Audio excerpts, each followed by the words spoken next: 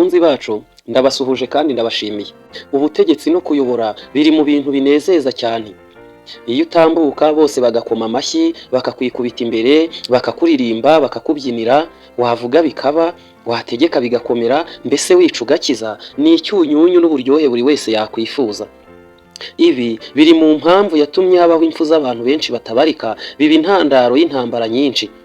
Izo ntambara zagiye zihitana abantu benshi batandukanye, abandi bashyirwa mu nzu z'imbohe, abandi bakorerwa ubugome bw'indengakamere tuzi nk'iyicarubozo. Byose biva ku guhatanira ubutegetsi. Gusa hari intambara tugiye kuvugaho irambye cyane, ishobora kuba imaze igihe kingana hari n'igihe isi ishobora kuba imaze ibayeho. Iyo ntambara hari umwanditsi witwa Ellen White yanditse igitabo ayita intambara ikomeye hagati ya Kristo na Satani, cyangwa se hagati y'icyiza n'ikibi. Hari ibinyabubasha bibiri byananiwe kumvikana ndetse no gusaranganya ubutegetsi, bibyara intambara ikomeye yabayeho ndetse n'ubu igikomeje. Iyo ntambara yabaye intangiriro ry'imibabaro n'ibibazo byose tubona kandi duhura nabyo bitubaho mu buzima bwacu bwa buri munsi. Bivugwa ko iyo ntambara ari nayo izasoza ibyo tuzi byose. Tugiye kurebera hamwe byinshi bitavuzwe kuri iyi ntambara, dore ko Bibiliya yabikomojeho ariko ntago yabisobanuye byimbitse. Turi bwifashishe ibitabo bitagatifu, Bibiliya ndetse na Korani. Ntago tuba tugambiriye gusenya imyemerere ya bamwe, ahubwo turaba tugambiriye gusobanura neza ibigendanye n'iyi ngingo y'intambara hagati y'Imana na Satani, uko yatangiye ndetse n'uko yagenze ndetse n'iherezo ryayo. Mbashimiye ko muri kutwumva kandi mudukurikiye. Iyi ni Cano mu Rwanashyaka Siriyake, mbahaye ikaze.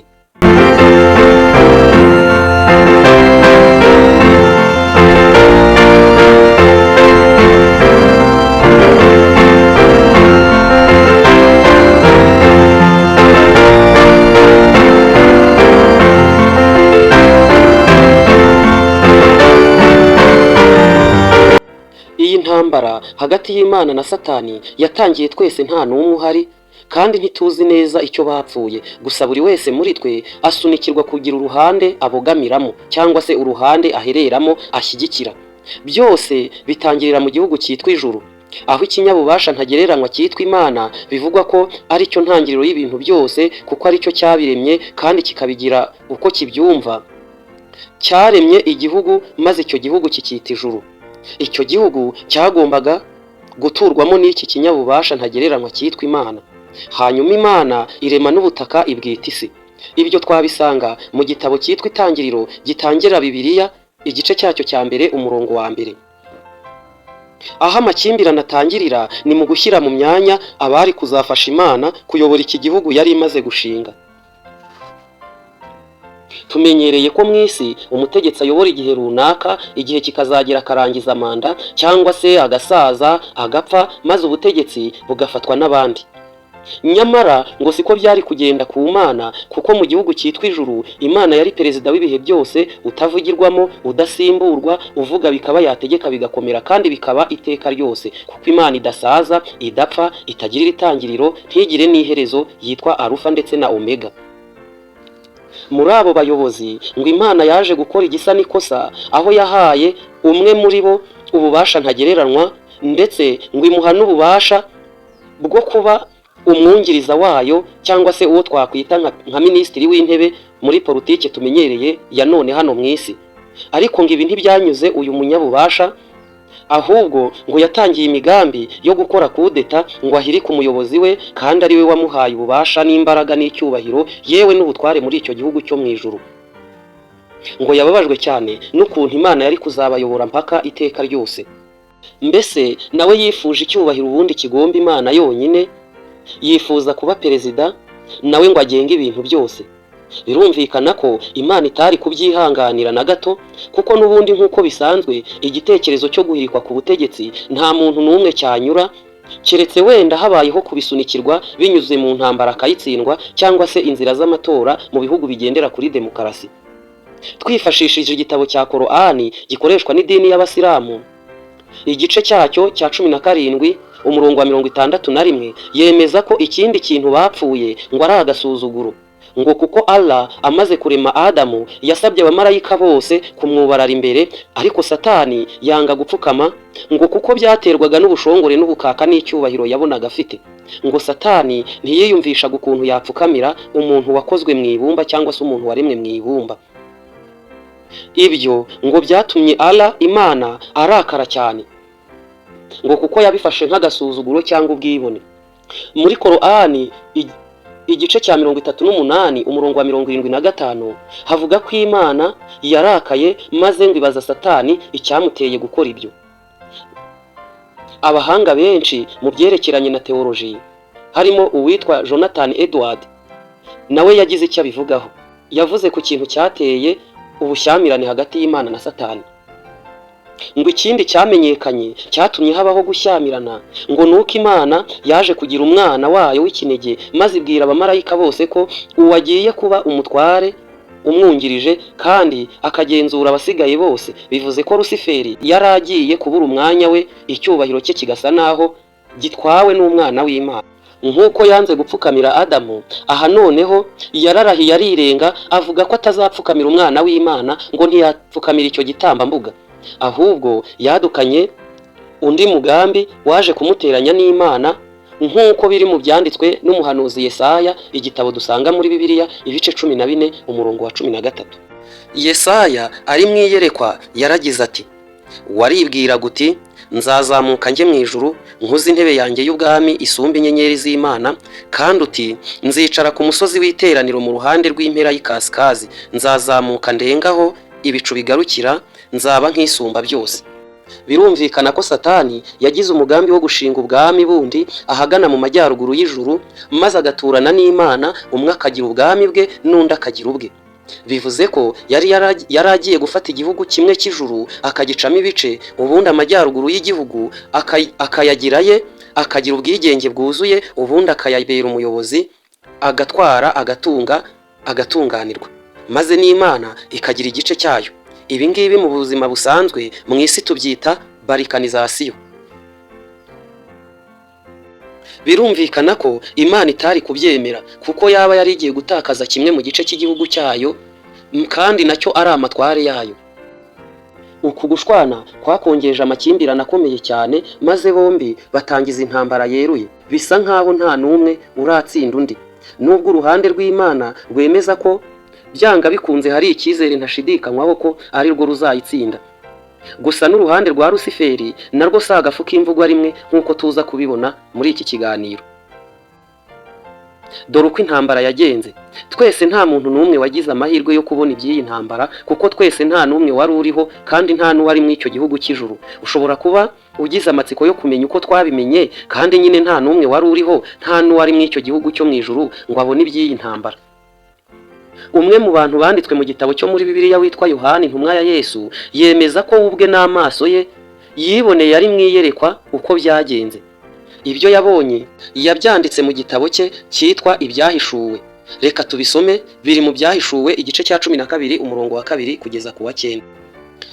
Mu ijuru haboneka ikindi kimenyetso, mbona ikiyoka kinini gitukura gifite imitwe 7 n'amahembe 10, no ku mitwe yacyo gifite ibisingo 7.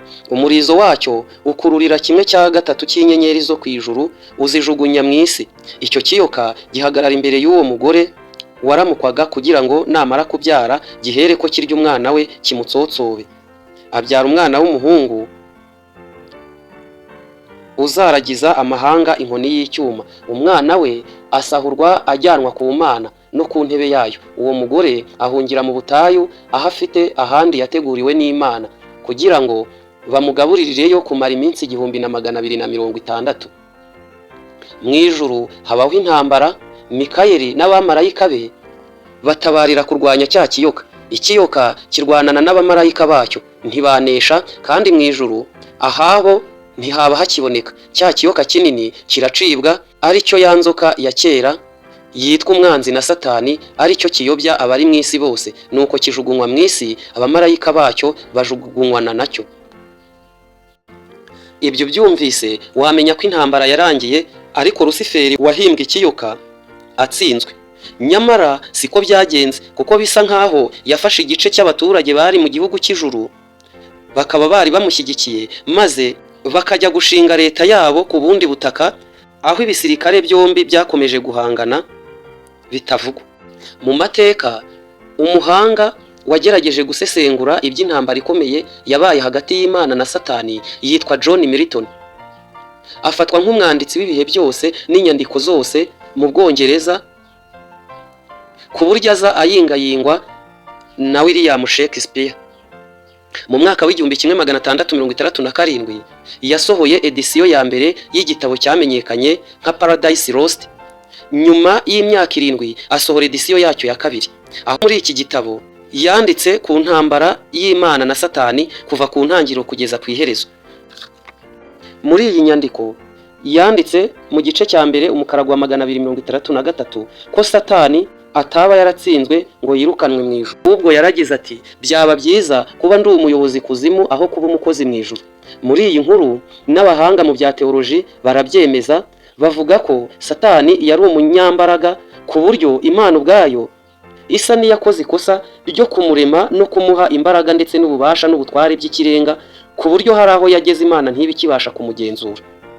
Yanditse ko iyi ntambara yarwanye yatangiye hagati y'Imana n'abamarayika bari abarinzi b'Imana, maze birakomera cyane ku buryo byatumye Imana yohereza indwanyi yayo ya nyuma yizeraga, ariyo Generali Marayika Mikayeli, ngo ayobore urugamba, gusa ngo rwabuze gica kuko yamaze iminsi 3 yose aho ngo Satani yari amaze gucika ingumi 10 zose, ariko ngo na Generali Mikayeli n'ingabo ze bari bahazahariye bitavugwa.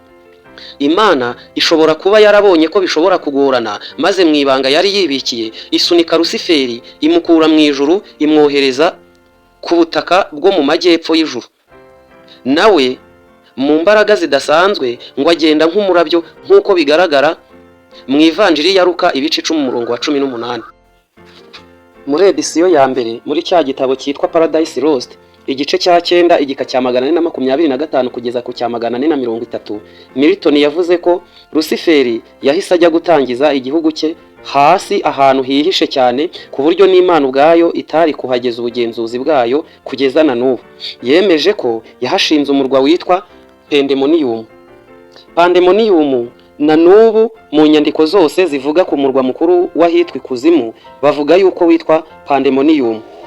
Muri uko kugenda ariko ngo yakunkumuye igice cy'abaturage n'ingabo zo mu ijuru, aribo bari abamarayika kandi bari bakomeye bitavugwa. Muri Korani isura yitwa Antarubakara, isura yitiriwe inka, aya y'102 bavuga ko mu gihugu cya Babuloni higize kwaduka abamarayika babiri, uwitwa Haruti na Maruti, ngo ni bamwe mu bari barirukanwe mu ijuru, ariko bakagira imbaraga n'ubugenge budasanzwe, ku buryo aribo badukanye kwigisha abantu amayeri yo gukora ibitangaza cyangwa se icyo benshi tuzi nka maji. Sabo gusa kuko Bibiliya yemeza ko 1/3 cy'abari batuye mu ijuru bose cyajyanye na Lusiferi muri Pandemonium. Hari ibitabo 3 byitwa ibya Enoki, nk'uko hari ibitabo bya Mose, ibya Matayo, ibya Luka, niko na Enoki nawe yari afite ibitabo 3. Ariko ikibabaje ni uko ibi bitabo bitatoranyijwe ngo bishyirwe ku rutonde rw'ibyashyizwe muri Bibiliya, kubera ko ibi bitabo byavugaga ibiteye ubwoba. Nyamara ngo nibyo bitabo byo hambere byonyine byabashaga gusobanura neza iby'intambara y'Imana na Satani, ndetse n'ukuntu Satani n'abayishyigikiye bakuwe mu ijuru. Mu gitabo cya mbere cya Enoki cyitwa The Book of Watchers, avuga ko Satani ava mu ijuru yajyanye n'abamarayika bari bakomeye mu ijuru. Aha harimo uwitwa Samiyaza, yari umuyobozi w'ingabo zikomeye zikitwa Sons of God cyangwa se abana b'Imana. Bari bafite imitwe 10, buri wose ugizwe n'abasirikare 20, harimo n'umuyobozi wabo ukomeye. Bose bakihuriza hamwe bakaba 200, bakaba munsi y'ububasha n'ubugenzuzi bwa Samiyaza. Nk'uko Enoki abyemeza, ngo abo bari bashinzwe inkiko z'ijuru. Igikomeye, Enoki yemeje ko bose uko ari 200 n'abatware babo 10, uhereye kuri Aritekov, Remosheri, Kokaberi kugeza kuri Yihadiyeli, bose bamanukanye na Lusiferi. Hejuru yabo hari abamarayika 7 bakomeye b'ibikonyuze. bambanzirizwaga na Lusiferi ubwe, bakaba bari bashinzwe imirimo ikomeye mu ijuru. Barimo nka Belizebuli wari umunyamabanga wa Lusiferi, Leviyatoni yari ashinzwe iby'ubutabera mu ijuru, Azazeli wari ushinzwe igice cy'imbaraga z'ijuru n'Imana, Abadoni na Asimodewusi bari bashinzwe kurimbura uwagomeye ijuru, ndetse na Beleyari yari intiti n'inshakura yari ashinzwe amabanga y'ijuru. Aba bose ndetse n'abandi benshi mu mirimo itandukanye bajyanye na Lusiferi. Gusa mu ijuru hasigaye abandi ba generali n'abanyapolitike bakomeye, ndetse nabo bari bakomeye cyane n'ubu kandi bagikomeye. Barimo n'umuhungu w'Imana ubwe, byemezwa ko afite ububasha buyingayinga ubwase. Mu ijuru kandi hasigayeyo abamarayika bakomeye, twavuga nka Rafayeli, byemezwa ko ari we shefu w'abamarayika bose wasimbuye Lusiferi nyuma y'uko Lusiferi yigumuye. Hakabamo Mikayeli afatwa nka minisitiri w'ingabo nk'uko byari bisanzwe na mbere mu gihe Lusiferi yari akiri mu ijuru. Harimo uwitwa Gaburiyeli ushinzwe itumanaho, kuko uyu mumarayika niwe Imana ituma ku bantu iyo hari ubutumwa ishaka kubagezaho. Hari marayika witwa Uriyeli ushinzwe ubwenge cyangwa se amashuri mu ijuru, ubwo ni nka minisitiri w'uburezi. Hakaba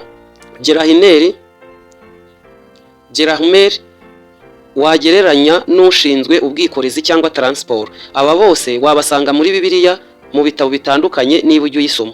Izi mpande ebyiri rero, rumwe rutuye mu gihugu cyitwa ijuru rukayoborwa n'Imana, mu gihe urundi rutuye muri Pandemoniyumu rukayoborwa na Lusiferi, kandi zombi zashinze politike zidasanzwe zo guhanga.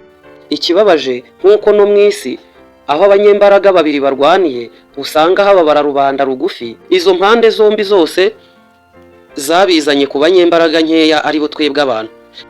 Nka Lusiferi akoresheje imbaraga yari asanganywe, yiyegereje umuntu, aramwegera, amwumvisha ko yayoboka politike ze.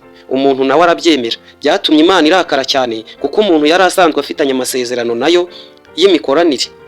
Bituma Imana yari imufiteho ububasha imunyuzaho akanyafu ko guhangayikira muri iyi si. Gusa Imana itanga isezerano ko vuba bidatinze Imana igiye kuzafata uyu munyembaraga mugenzi wayo imurimbure burundu, maze abantu bongere bagira amahoro. Nk'uko bigaragara mu nyandiko zitandukanye, bavuga yuko igihe ngo kiri hafi, nanone intambara ikomeye cyane ikongera gusakiranya Imana na Satani, kandi ngo izaba ari intambara y'imperuka igomba kuzashyira akadomo byanze bikunze kuri aya makimbirane. Ngo Satani n'abamarayika bayo bazarimburwa burundu, bitume abantu bongera kugira amahoro. Mu ibaruwa Pawulo yandikiye Abefeso ibice 4:9 havuga ko Yesu yagiye ikuzimu arwana na Satani, nyamara ngo intambara yarakomeye kuko Yesu atabashije kumwica, ahubwo ngo yamwambuye imfunguzo gusa maze akingurira abera. Ibi bivuze yuko Satani nta bwihisha gifite, mbese ibirindiro bye bisa naho byarimbuwe ku buryo byakwinjirirwa igihe icyo ari cyo cyose. Nshuti bakunzi baca no mu Rwanashyaka Siriyaki, mbashimiye ko mwadukurikiye kandi mbashimiye ko mukomeje kugaragaza ko mudukunda. Twarimo turebera hamwe ibigendanye n'intambara ikomeye yabaye kandi ikomeje kuba hagati y'Imana na Satani.